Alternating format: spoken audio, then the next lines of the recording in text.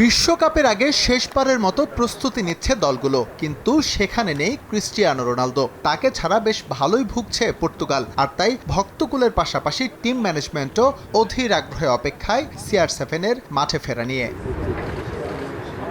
আল নাসরের হয়ে খেলার সময় ইনজুরিতে পড়া রোনালদোর পুনর্বাসন প্রক্রিয়া চলছে স্পেনে। শুরুতে ইনজুরি গুরুতর ভাবা হলেও সুখবর এসেছে MRI রিপোর্টে। সফট টিস্যু ইনজুরি থেকে দ্রুতই রিকভার করছেন রন। সপ্তাহ খানেকের মধ্যে অনুশীলনে ফিরতে পারবেন বলে আশা প্রকাশ করেন পর্তুগালের কোচ রবার্তো মার্তিনেজ।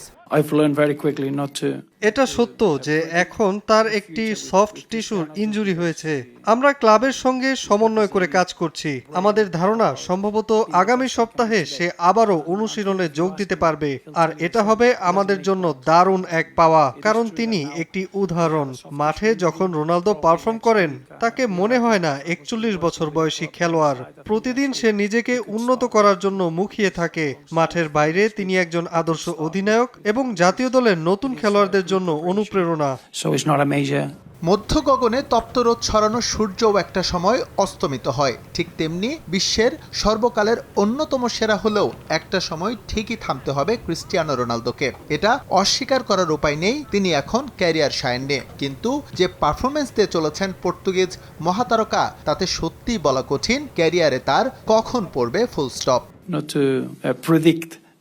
এটা বলা আমার জন্য বেশ কঠিন, কারণ পর্তুগালের কোচ হয়ে আমি শিখেছি ক্রিস্টিয়ানো রোনালদোকে নিয়ে ভবিষ্যৎবাণী করতে হয় না। প্রতিদিন সেরাটা দেওয়ার যে অসাধারণ মানসিকতা আছে তার, সেটাই তাকে আলাদা করে তুলেছে। তাকে জিজ্ঞেস করলেও হয়তো সে নিজের অবসর ভাবনা নিয়ে স্পষ্ট করে কিছু বলতে পারবে না।